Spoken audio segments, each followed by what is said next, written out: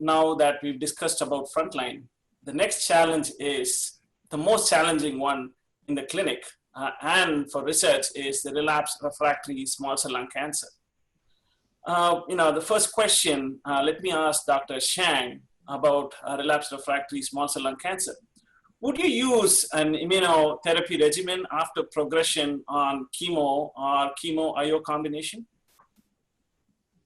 So that is an interesting question. I do have an investigator-initiated trial looking at ipi-nivo for relapsed disease, and with the idea, can you utilize an anti-CTLA and anti-PD-1 combination to salvage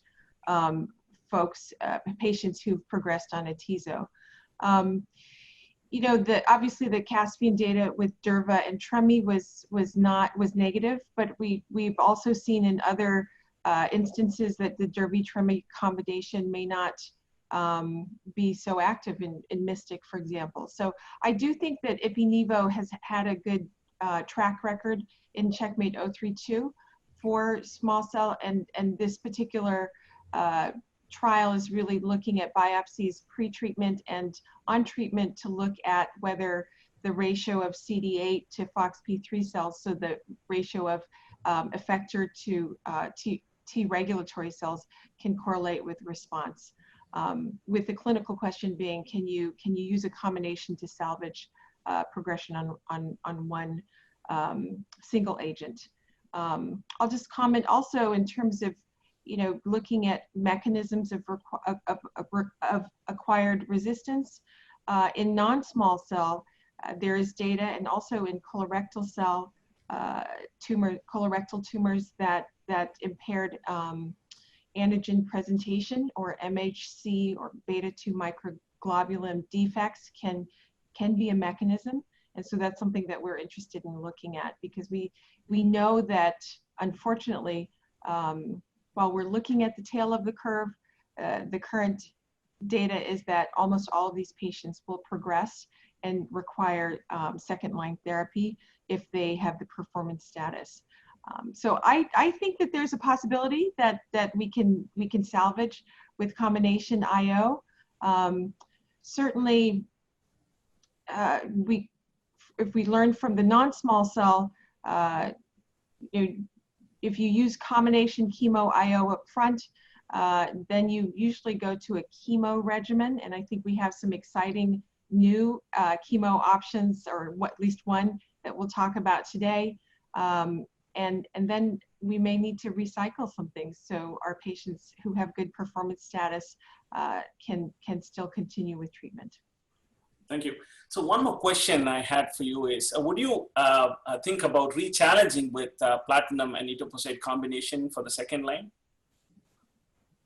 Yeah, I think for small cell, we do have a literature talking about platinum-sensitive disease, which is typically, if you are strictly looking at 6 months, although a lot of trials look at recurrence within the 3-month or making it through the 3-month range as being platinum sensitive. And I do think that that is certainly an approach that we've used to pre-immunotherapy.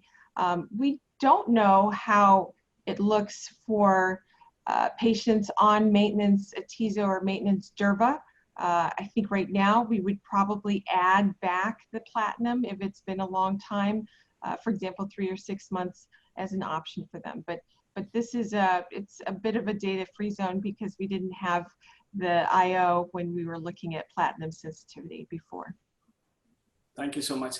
Do you have any insights to share on second-line therapy for small cell, Dr. Ganti? I have a slightly different take than Dr. Chiang about re-challenging with immunotherapy. If you look at CheckMate 32 in the relapse setting, the addition of ipilimumab to nivolumab increased the response rate, but did not necessarily increase the duration of response or survival. And so in that setting, adding ipi in someone who's progressing while on maintenance durva or atezo, I'm not sure that I would necessarily use that.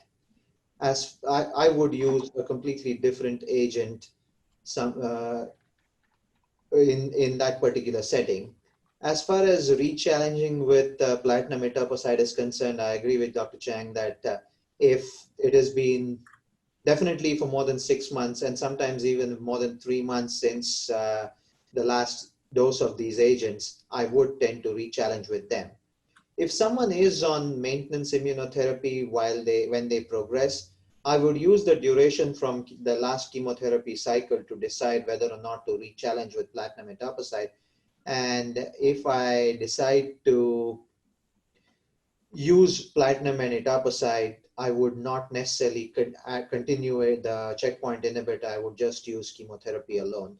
But again, there is very little evidence of one way or the other because, like Dr. Chiang said, if there is the data on re-challenging with platinum etoposide was done in an era when we did not have immunotherapy, and those patients were not on any treatment when they relapsed and were re-challenged with platinum etoposide. I just want to make sure that I had responded about ipi-nivo. That's within the context of a clinical trial. Off trial, I would not give ipi to those patients. I would definitely move on to chemotherapy, and I think that the classes of chemotherapy that are effective in relapsed small cell are topotecan was previously the only FDA approved therapy. There are a lot of people who don't like topotecan, who don't think it's effective, but orally it is an option for the patient to go on an oral therapy and perhaps take a break from IV therapy. I think taxanes are very active for small cell. Temozolomide also a good option, especially if you're worried about progression or disease in the brain. And there are certainly approaches with maintenance strategies combining IO with PARP inhibitors that are available now in clinical trials. So I think there are different options for these patients if they have the performance status.